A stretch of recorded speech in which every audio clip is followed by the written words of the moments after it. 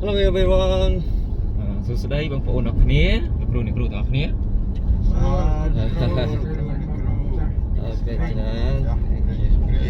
Okay, okay. Thanks to your prayer, we just preached we held the Bible seminar successfully in the Sunul. នឹងអរគុណច្រើនសម្រាប់បងប្អូនលោកគ្នាលោកគ្រូអ្នកគ្រូទាំងអស់គ្នាដែលយើងអរគុណសម្រាប់ការអធិដ្ឋានរបស់គ្រូអ្នកគ្រូបងប្អូនអ្នកគ្នាហើយនឹងសម្រាប់ដែលយើងបានទទួលបានជោគជ័យក្នុងការដែលធ្វើសិក្ខាសាលានៅឯស្នួលឬខេត្តកញ្ចេះ Now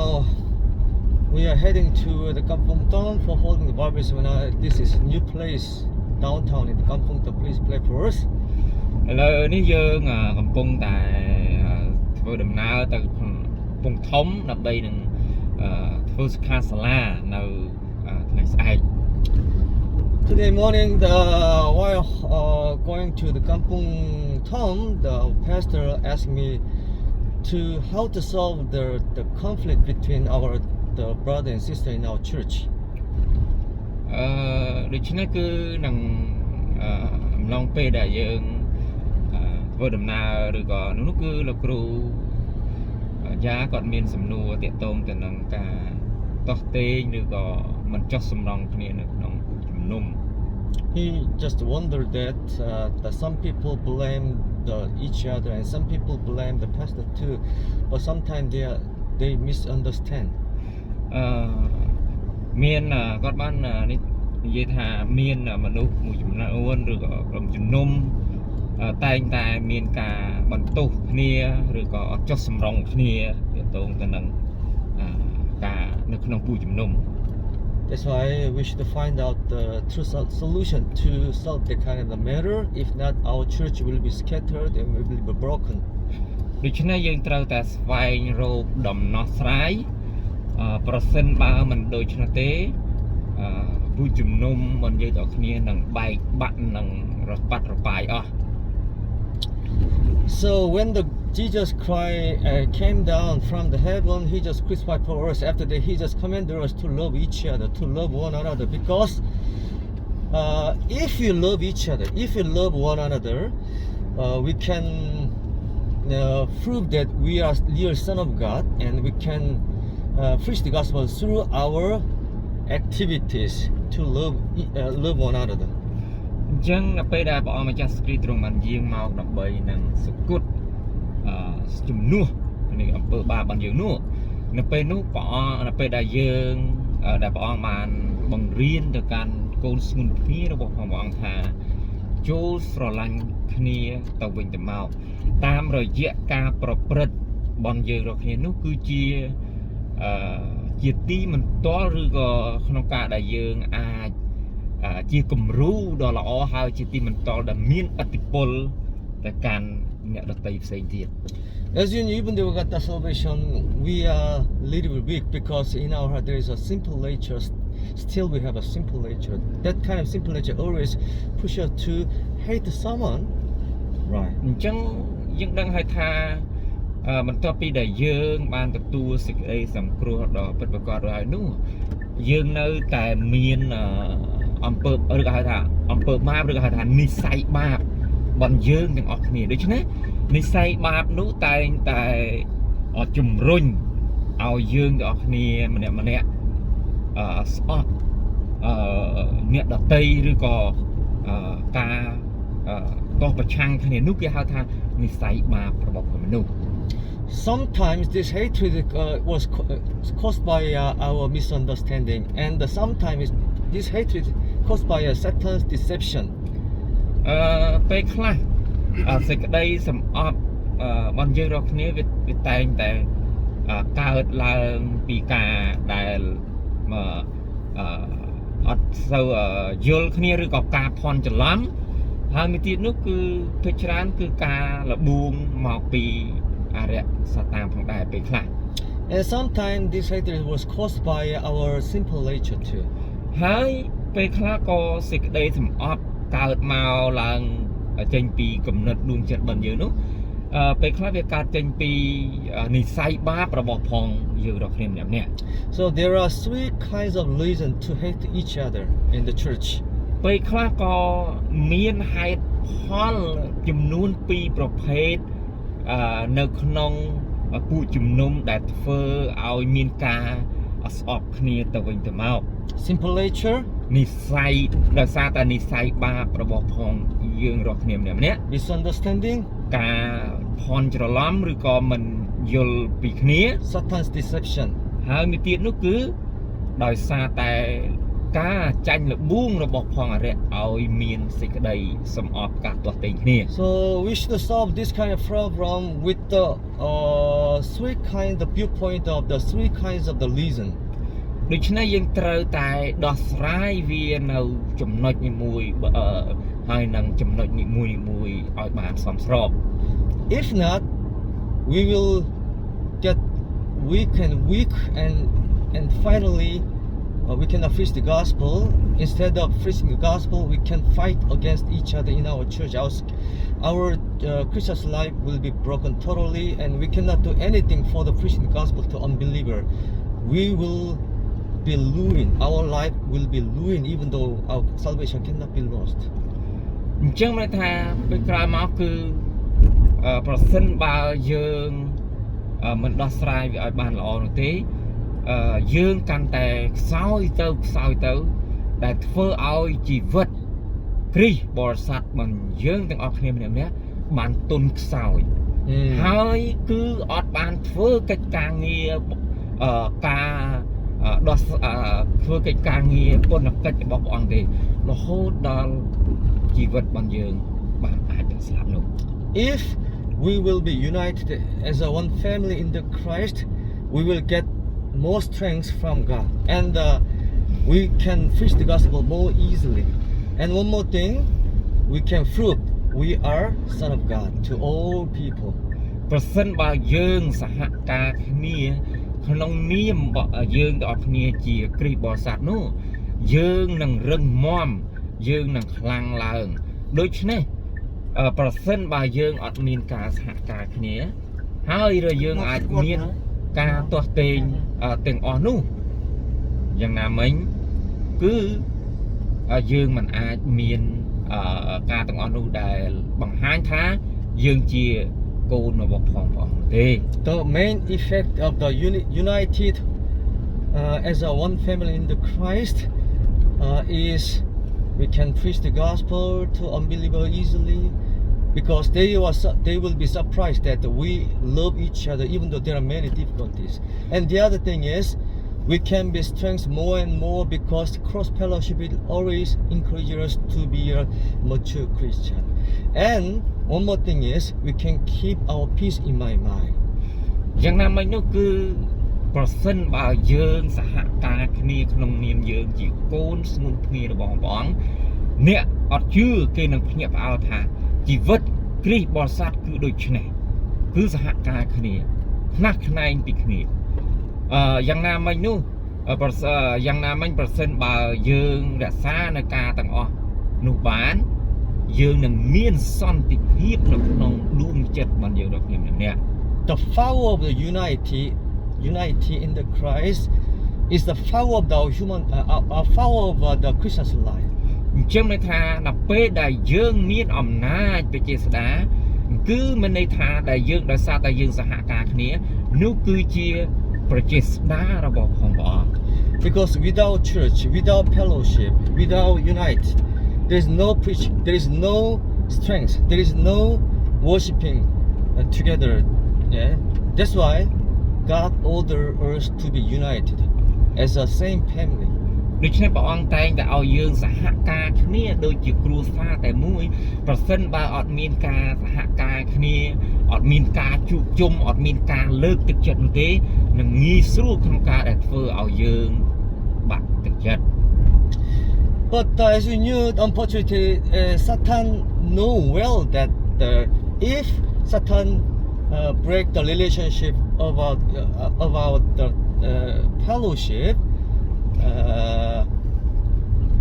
Satan can easily defeat the Christian's life. That's why Satan wants to always attack the cross fellowship in the Christ. យ៉ាងណាមិញនោះអរិយសាតាំងវាតែងតែជ្រាបគ្រប់កលៈទេសៈទាំងអស់ក្នុងជីវិតក្នុងជីវិតគ្រីស្ទបរិស័ទប្រសិនបើ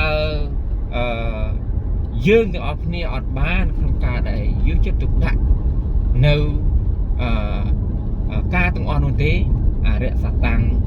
វាព្យាយាមក្នុងការដែលបញ្ជ្រាបឬក៏ជ្រៀតជ្រែកនៅក្នុងជីវិតគ្រីស្ទបរិស័ទយើងហើយប្រសិនបើយើងអត់មានសហការនោះ So there are many churches which has broken relationship between the pastors and the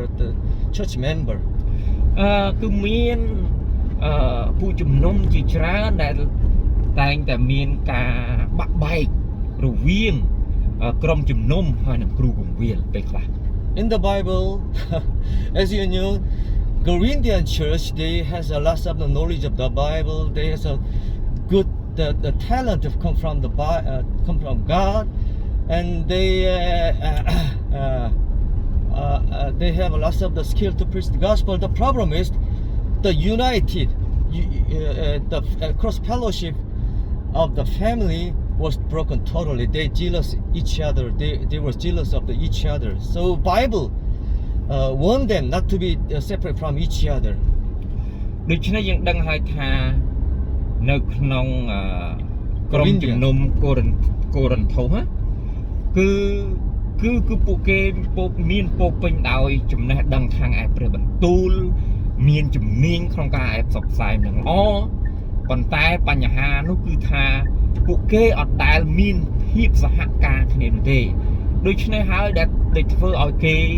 ក្រុមជំនុំនៅក្នុងទីក្រុងកូរិនថូសនោះគឺពោពេញដោយមានភាពច្រណែនឈ្នានីសគ្នាយ៉ាងណាមិញប៉ុន្តែព្រះគម្ពីរបានប្រាប់ថាសូមកុំឲ្យយើងធ្វើដូច្នោះ That's why in Corinthians chapter 13 said Bible said even though you have a power of God and you have a talent from God, you know lots of knowledge, you have a strong power to defeat the Satan, but if you don't have a love from Jesus, you fail to be a mature Christian. It's meaningless. Bible warns us like this in Corinthians chapter 13. ដូច្នេះនៅក្នុងព្រះគម្ពីរកូរិនថូសជំពូកទី13ក៏បានប្រាប់យើងផងដែរថាទោះបីជាអ្នកមានចំណេះដឹងខាងឯព្រះបន្ទូលទោះបីជាអ្នកមានជំនាញក្នុងចែកចាយព្រះបន្ទូលមានក្នុងការដែលទេពកោសល្យផ្សេងក្នុងការដែលធ្វើការទាំងអស់នោះប៉ុន្តែប្រសិនបើអ្នកអត់មានភាពសហការឬក៏ចុះសម្រុងគ្នានោះទេនោះហើយគឺមិនត្រូវតាមបំណងផាតីរបស់ព្រះអង្គទេ So the criteria of the mature Christian,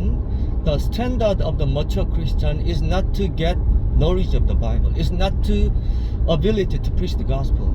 It's not to have a good church building. But to have a humble mind. But to have a love of Christ, to love each other. អញ្ចឹងមានថាគោលបំណងដែលមានន័យថាប្រសិនបើយើងអត់ដើរតាមការទាំងអស់នោះយើងមិនមែនខ្លាយទៅជាគ្រីស្ទបរិស័ទដ៏រឹងមាំទេអញ្ចឹងមានន័យថាគ្រីស្ទបរិស័ទដ៏រឹងមាំគឺមិនមានន័យថាអ្នកយើងចេះចំណេះដឹងព្រះបន្ទូលរបស់ព្រះអង្គមានទេពកោសល្យមានការផ្សាយនឹងល្អប៉ុន្តែគឺជាគំនិតដ៏បន្ទាបខ្លួនក្នុងនាមយើងជាគ្រីស្ទបរិស័ទនៅចំពោះព្រះនេតរបស់ព្រះអង្គនោះហើយដែលគេហៅថាគ្រីស្ទបរិស័ទដ៏រឹងមាំ That's why we can say unity of the Christ in the church is extremely important. If not,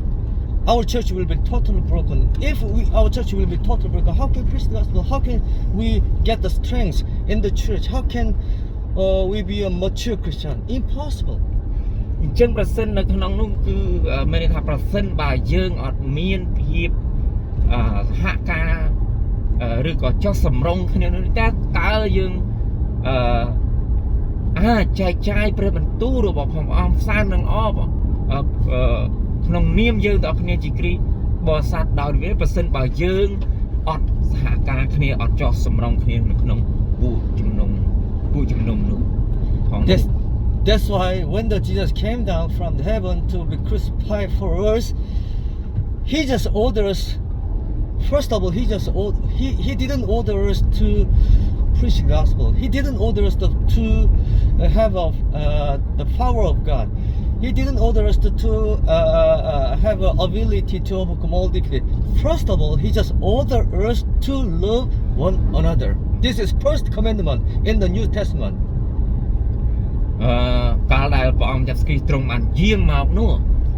អ្វីដែលព្រះអង្គបានមានបន្ទូលឬក៏សេចក្តីបង្រៀនឬបញ្ញត្តិរបស់ព្រះអង្គអត់បានប្រាប់ថាឲ្យយើងចេញទៅផ្សាយមិនល្អតើអត់តន់ឲ្យយើងចេញទៅផ្សាយមិនល្អអត់តន់ឲ្យយើងធ្វើនេះធ្វើនោះប៉ុន្តែអ្វីដែលព្រះអង្គចង់ឲ្យយើងធ្វើមុនដំបូងគេនោះគឺស្រឡាញ់គ្នាទៅវិញទៅមក Amen. Amen. So actually, how can we overcome all difficulties such as hatred and such as jealousy in the church? តើយើងយកឈ្នះនៅសេចក្តីឈ្នាននេះឬក៏ការសំអប់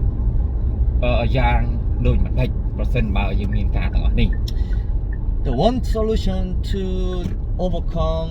this hatred is to try to understand each other deeply. អញ្ចឹងចំណុចទី1យើងត្រូវតែយល់គ្នាទៅវិញទៅមកឲ្យស៊ីជម្រៅ Because if you don't know each other deeply, we will misunderstood. We will misunderstand each other. After that, Satan will use the kind of misunderstanding between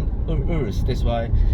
we should try to have a cross fellowship to understand each other. At the time, we can avoid the misunderstanding of each other. ប្រសិនបើយើងអត់មានការយល់គ្នាទៅវិញទៅមកនោះទេដូច្នេះវាងាយស្រួលក្នុងការដែលយើងធ្វើឲ្យយើងបានភ័ន្តច្រឡំហើយបើសិនបើយើងអត់មានការប្រកបគ្នាស្គាល់ពីគ្នាទៅវិញទៅមកឲ្យស៊ីជម្រៅនោះទេដូច្នេះអរិយសាតាំងវានឹងអាចប្រើការភ័ន្តច្រឡំការដែលមិនយល់គ្នានោះ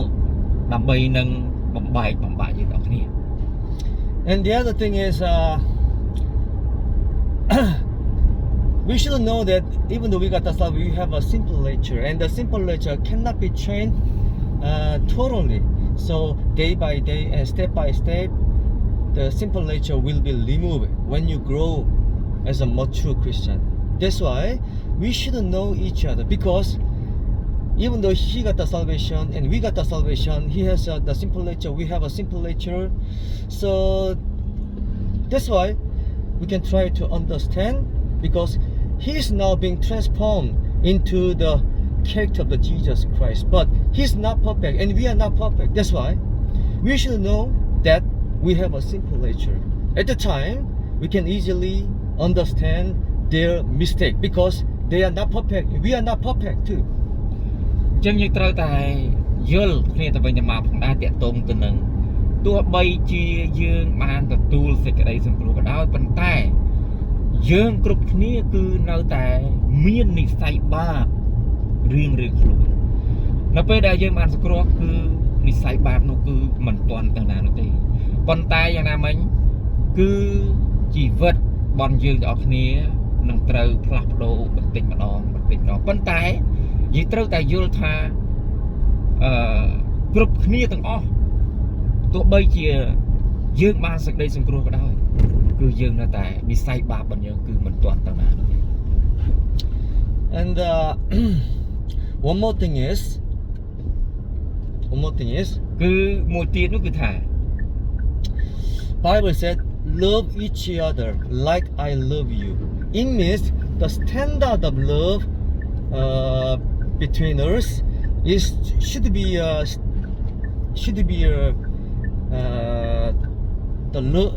like a love of Christ, because when you realize the love of Christ, we can forgive each other very easily. But when you try to love each other, it's very difficult. It's very difficult because we have a simple nature. That's why sometimes we are arrogant, sometimes we are selfish. That's why we cannot love each other easily. But when you think about true meaning of the love of Christ, true meaning of the sacrifice of Christ, we can love each other because He forgave us. He forgave us even though we are sinner more than other people. So we can love each other according to what the Jesus Christ loved each other on the cross. អញ្ចឹងអ្វីដែលព្រះអង្គបានបង្រៀនមកថាចូលស្រឡាញ់អ្នកដទៃដូចជាខ្ញុំស្រឡាញ់អ្នកដែរអញ្ចឹងគឺមានន័យថាយើងត្រូវតែស្រឡាញ់គ្នាទៅវិញទៅមកសេចក្តីស្រឡាញ់ដែលមានស្តង់ដារបំផុតដ៏ស៊ីជម្រៅនោះ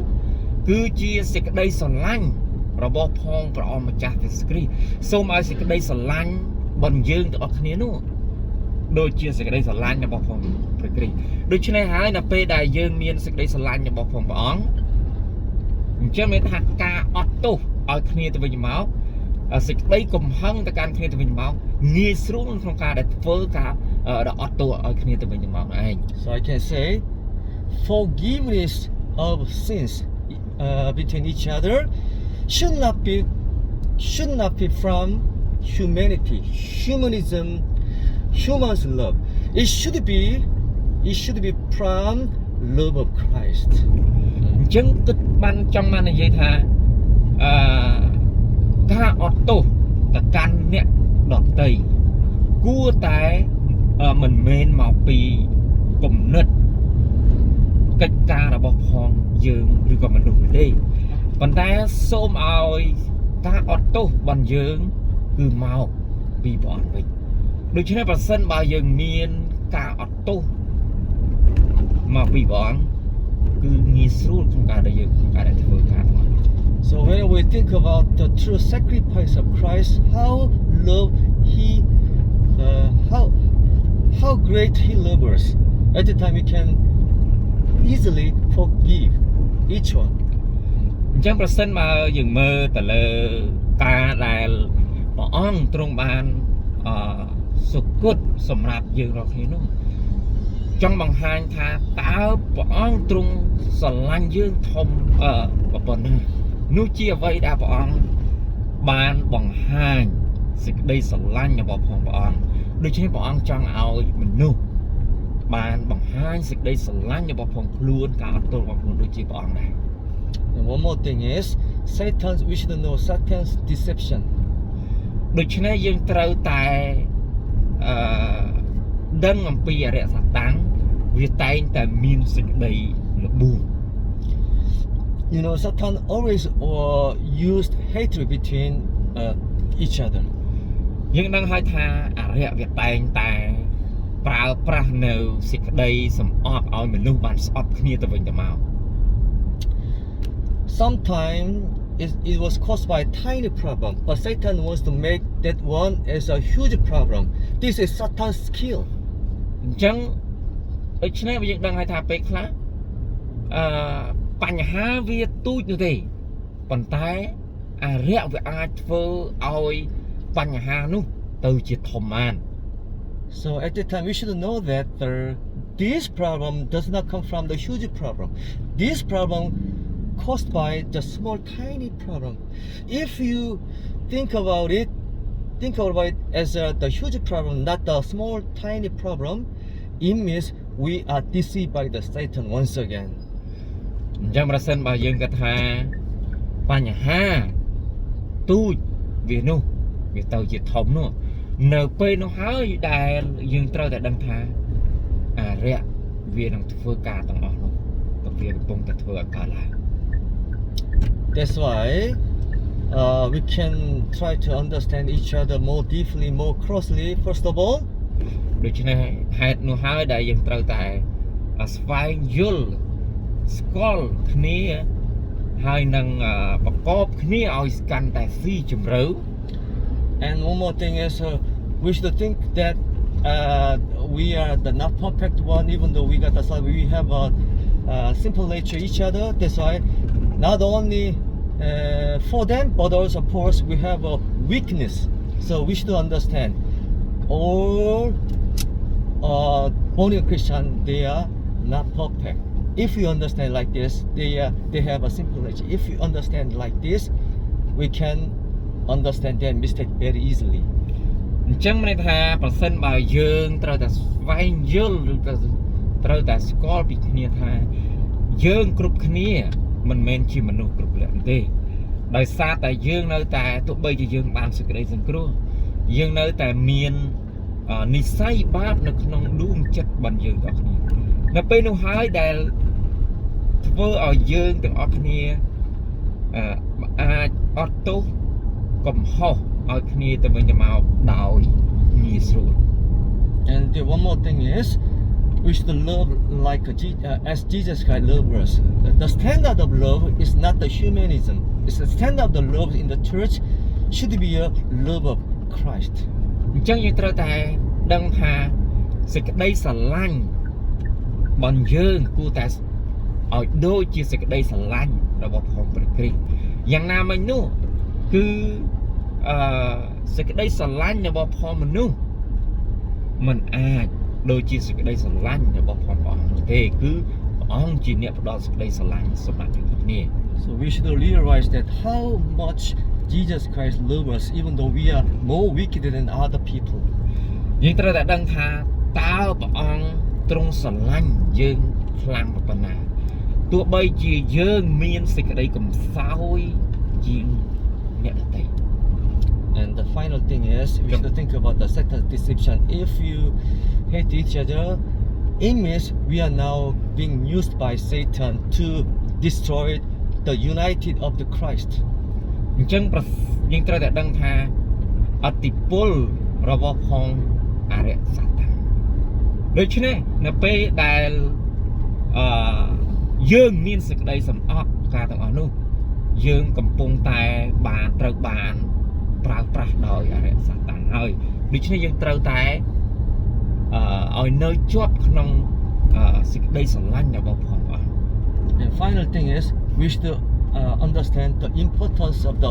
unity of the church. ដូច្នេះយើងត្រូវតែដឹងថាសារៈសំខាន់នៃការសហការគ្នា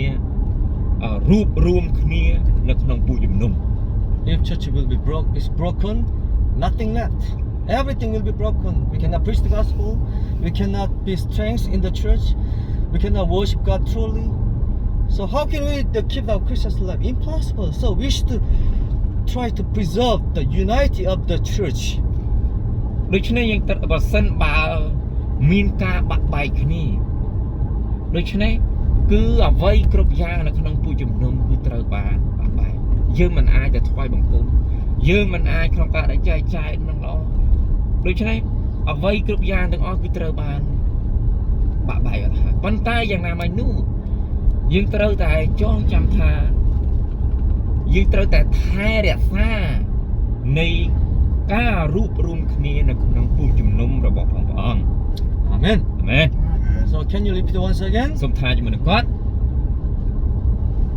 Understand each other. ការយល់យោគគ្នាទៅវិញទៅមកការយល់យោគគ្នាទៅវិញទៅមក Simple nature. និស្ស័យបាប1 2 3 និស្ស័យបាប Love each other as Jesus Christ loved us. ស្រឡាញ់គ្នាទៅវិញទៅមកដូចជាព្រះគ្រីស្ទស្រឡាញ់យើងដែរស្រឡាញ់គ្នាទៅវិញទៅមកដូចជាព្រះគ្រីស្ទស្រឡាញ់យើងដែរ Realize unity of the church. ទទួលស្គាល់ការរួបរวมគ្នាក្នុងពួកជំនុំទទួលស្គាល់ការរួបរวมគ្នាក្នុងពួកជំនុំ Realize deception of the Satan. ទទួលស្គាល់ការលបួងរបស់ផងអរិយទទួលស្គាល់ការលបួងរបស់ផងអរិយ Amen. អាមែន This is principle that how we love each other. នេះហើយគឺជាគោលការណ៍របៀបដែលយើងត្រូវតែស្រឡាញ់គ្នាទៅវិញទៅមក Amen. អាមែន And the for reference I will let you know ដូច្នេះគឺសម្រាប់អ្វីផ្សេងទៀតគឺគាត់នឹងឲ្យគាត់ដឹង The private hatred can be forgiven in our church, but the public sin, like a sexual immorality, or the wrong doctrine, or the blaming our pastor, it cannot be forgiven. It should be. It is really different from the another sins. អញ្ចឹងមានថាបើសិនជាសេចក្តីការសំអប់គ្នាដោយបុគ្គលយើងអាចអត់ទោសឲ្យគ្នាទៅវិញទៅមកប៉ុន្តែបើសិនជានិយាយរឿងអំពើបាបឬក៏ដូចជាការសេចក្តីកំផិតជាសាធារណៈដូចជាស្អប់គ្រូបង្រៀនការតោះប្រឆាំងអីជានោះគឺនិយាយអំពីនៅក្នុងទល់មុខពួកជំនុំ So sexual immorality ដូចជាសេចក្តីកំផិតផងដែរ cheating some brothers by the lie or something like that ដូចជាការកេងប្រវ័ញ្ចការកុហកបងប្អូនពួកជំនុំផងដែរ and blaming pastors publicly ពេលខ្លះគឺការអត់ការស្ដីបន្ទោសគ្រូបង្រៀននៅជាសាធារណៈនៅពោះមុខបងប្អូនពួកជំនុំ and delivering the wrong doctrine into our church ដូចជាចែកចាយនៅគោលលទ្ធិដ៏ខុសឆ្គងនៅក្នុងពួកជំនុំ It is a public sin, it's not the private sin នោះគេហៅថាអំពើបាបជាសាធារណៈមិនមែនអំពើបាបជាឯកជនផ្ទាល់ខ្លួនទេ This one very severe នេះគឺជាអំពើបាបដែលធ្ងន់ធ្ងរមែនទេ because we are weak, that's why publicly and privately we can commit crime each other, but if we commit crime publicly in the church, like bringing some the wrong doctrine or bringing some the sexual immorality, something like that, they should be one time or two times publicly into church. And if they do not repent their sin, they should be expelled from assembly. Bible orders like this. ដូច្នេះនៅក្នុងព្រះគម្ពីរបានមានការដាក់បញ្ជាឬក៏បានមានបន្ទូលមកកាន់យើងថាបើសិនបើក្នុងពួកជំនុំបានមានសេចក្តីកំផាតឬក៏បង្រៀនភាពខុសឆ្គងហើយនឹងស្ដីបន្ទោសកាន់គ្រូបង្រៀនអីដូច្នេះនោះត្រូវតែក្រើនរំលឹកគាត់មួយដងជាពីរដងនៅមុខពួកជំនុំប្រសិនបើអត់ធ្វើតាមនោះទេគឺនឹងត្រូវបណ្តេញចេញពីពួកជំនុំហើយ But if they want to repent their sin, we can accept freely, right? ប៉ុន្តែប្រសិនបើគាត់មានថាលន់តួឬក៏ទទួលស្គាល់កំហុសនោះយើងនឹងអត់ទោសគាត់ដោយរីករាយ Because we are not perfect, even though they just commit crime publicly, we should give one more chance. At the time, they can repent their sin and they can be more mature by committing crime, right? អញ្ចឹងយ៉ាងណាមិញក៏ដោយគឺយើងត្រូវតែគាត់បានប្រព្រឹត្តអំពើរំលងណាមួយនោះយើងត្រូវតែមានការអត់ទោសសម្រាប់គាត់ដែរ But if they do not want to repent their public sin, we cannot worship with them. That's why Bible orders to expel them from our assembly. ដូច្នេះប្រសិនមកពួកគេមិនចង់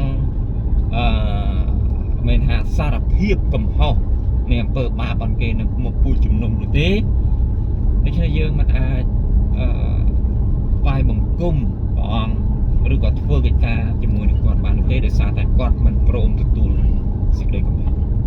But if they are newcomer and if they are not mature Christian, we should wait for them to let them repent little by little. After that, when they repent, no problem. When they persist in doing this one, we cannot worship with them, right? ប្រសិនបើគាត់ជាអ្នកដែលថ្មីនោះប្រសិនបើគាត់បានមានផ្លាស់ប្រែ ទទួលស្គាល់កំហុសរបស់គាត់តែគាត់បានធ្វើរឿងរ៉ាវដែលល្អដល់ពេលនោះយើងអាចអត់ទោសបាននោះគឺអត់មានបញ្ហាទេសម្រាប់ការតនោះប៉ុន្តែបើសិនមកគាត់នៅតែជជែកនៅតែធ្វើដឹងថាការនោះមិនត្រឹមត្រូវស្រីកំហុសហើយchứយើងមិនអាចទទួលបាននោះទេព្រោះអីក្នុងដំណាក់របស់ផងព្រះអង្គគឺមិនអាចដូចនោះទេ And one more thing is, if you love each other truly, it's more better. But if we cannot love each other truly, but if we try to love each other, we try to love one another, because we have a wickedness, we have a simple nature. That's why we cannot love one another truly. But at least we can try to love one another. It's a meaningful to God. That's why at least we can try to love one another as Jesus Christ forgive us on the cross. ដូច្នេះជាងមិនថាដល់ពេលដែលយើងមានបានទទួលសេចក្តីសង្គ្រោះរួចហើយយើងពេលខ្លះក៏មិនអាចខ្លាយទៅជាមនុស្សដ៏គ្រប់គ្រាន់បានដែរប៉ុន្តែសេចក្តីស្រឡាញ់របស់ផងយើងគួរតែគឺជាសេចក្តីស្រឡាញ់មកពីព្រះអង្គម្ចាស់គ្រីស្ទយ៉ាងណាមកនោះទោះបីជាយើងពិបាកក្នុងការដែលធ្វើប៉ុន្តែយ៉ាងហោចណាស់ក៏យើងត្រូវតែស្រឡាញ់គ្នាទៅវិញទៅមកដូចជាព្រះគ្រីស្ទទ្រង់បានស្រឡាញ់ដល់យើងគ្រប់គ្នាផងដែរ Because we are not perfect, that's why to love one another truly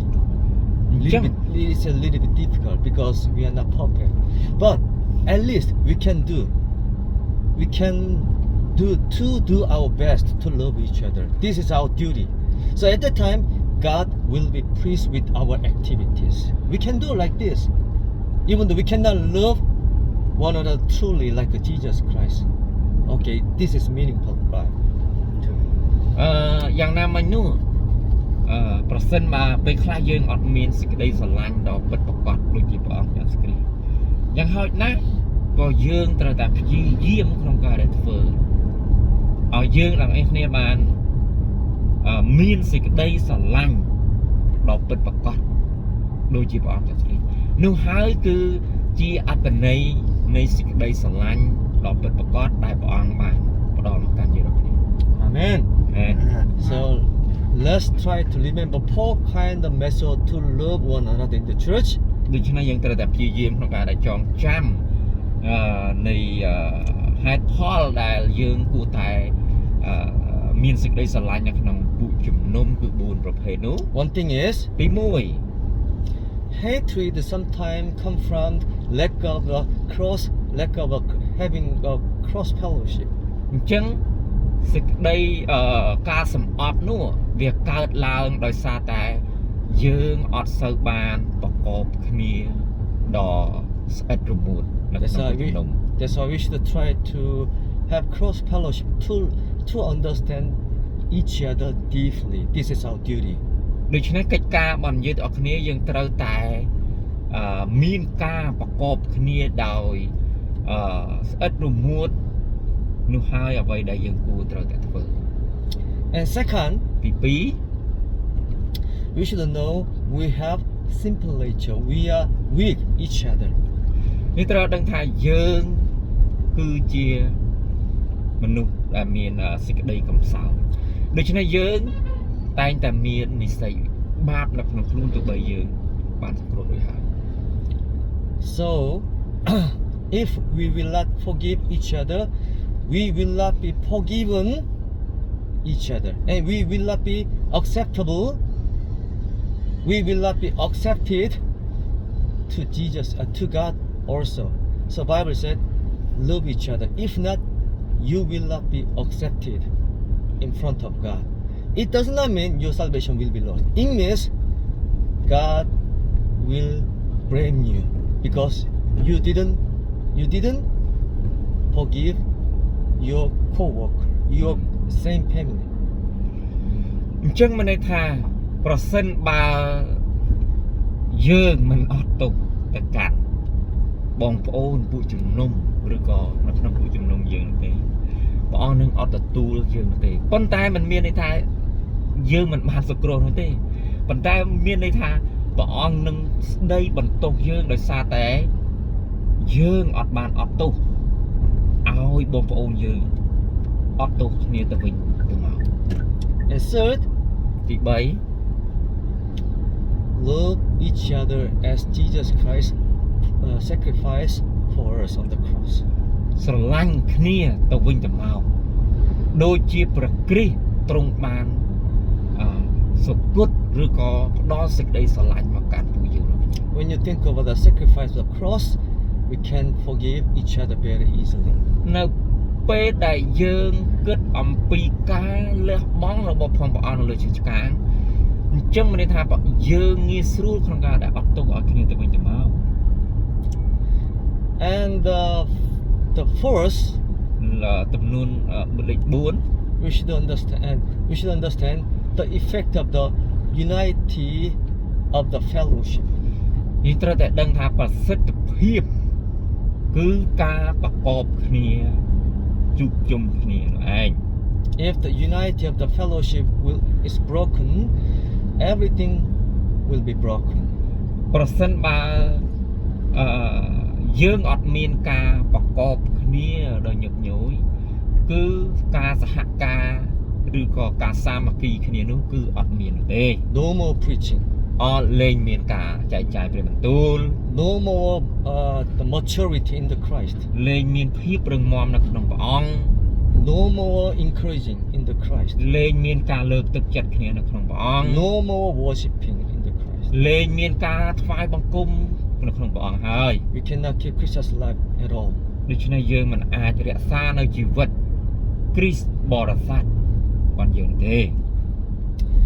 And final thing is Satan's deception. ដូចចុងក្រោយគឺសេចក្តីល្បួងរបស់ផងរះ If you hate each other, at the time you can be used as a servant of Satan, not a servant of God. អញ្ចឹងប្រសិនបើយើងមានសេចក្តីសម្អប់គ្នាទៅវិញទៅមកនោះអញ្ចឹងមានន័យថាយើងคล้ายទៅជាអ្នកបំរើរបស់ផងរះមិនមែនជាអ្នកបំរើរបស់ផងពីគ្រីស្ទទេ Amen. អាមែន Five kind thing is a main way to have a unity of the fellowship with Christ. 5ចំណុចដែលធ្វើឲ្យយើងមានភាពសាមគ្គីភាពគ្នានៅក្នុងអ្នកដែលយើងបំរើក្នុងនាមយើងជាកូនរបស់ព្រះអង្គ That's why Jesus Christ ordered us not to preach the gospel in advance. Jesus didn't order us to have a power from God. Jesus Christ ordered us love one another. ដូច្នេះព្រះអង្គមិនបានប្រាប់ថាឲ្យយើងតែចែកចាយនឹងល្អភ្លាមៗនោះឲ្យយើងមានអំណាចភ្លាមៗនោះទេប៉ុន្តែដែលព្រះអង្គបានមានបន្ទូលជាដំបូងថាឲ្យយើងស្រឡាញ់គ្នាទៅវិញទៅមកដូចជាព្រះគ្រីស្ទទ្រង់ស្រឡាញ់យើងដល់គ្នាដែរ Amen. Amen. Okay, please love one another. សូមនៅតែស្រឡាញ់គ្នាទៅវិញទៅមក Please forgive each other like Jesus Christ the sacrifice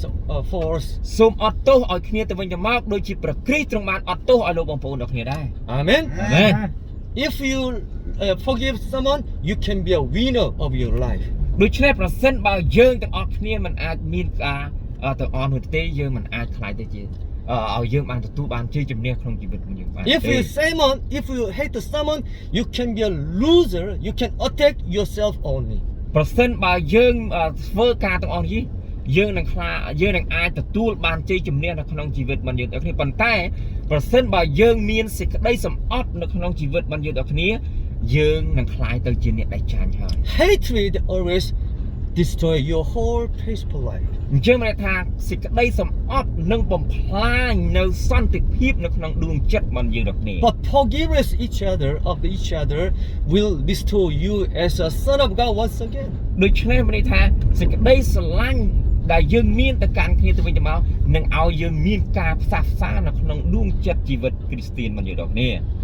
Love of Christ and love in the Christ should be our identity as a son of God in the church. ដូច្នេះសេចក្តីស្រឡាញ់របស់ផងព្រះអង្គសេចក្តីស្រឡាញ់ដែលយើងមានសេចក្តីស្រឡាញ់ទៅកាន់គ្នាទៅវិញទៅមក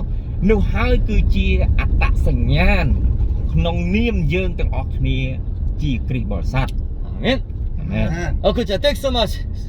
អរគុណច្រើនបងប្អូនគ្នា See you next time. ជួបគ្នានៅពេលក្រោយ Keep in mind, សូមឲ្យយើងទាំងគ្នាបាននឹកចាំពីការនេះ love one another like as I love you. ស្រឡាញ់គ្នាទៅវិញទៅមកដូចជាអ្វីដែលខ្ញុំស្រឡាញ់ Do not hate your pastor. កុំស្អប់គ្រូគង្វាលរបស់អ្នក Even though your pastor is not perfect, Tụi so bay try chỉ to cứ- love each other. ទោះបីជាគ្រូគង្វាលរបស់ផងអ្នកមិនគ្រប់លក្ខសូមកុំធ្វើការទាំងអស់ Do not hate someone សូមកុំស្អប់អ្នកណាម្នាក់ because we are not perfect each other. ដោយសារតែយើងមិនមែនជាមនុស្សគ្រប់លក្ខនោះទេ Amen. អាមែន Try to keep united of the fellowship in the church. ដូច្នេះសូមឲ្យយើងទាំងអស់គ្នារក្សាការសហការគ្នាការរួមដៃគ្នាការប្រកបគ្នានៅក្នុងពូជជំនុំ Amen. អាមែន Okay, thanks so much. See you next time. អរគុណច្រើនជួបគ្នានៅពេលក្រោយបងប្អូនលោកគ្រូអ្នកគ្រូទាំងគ្នា Okay.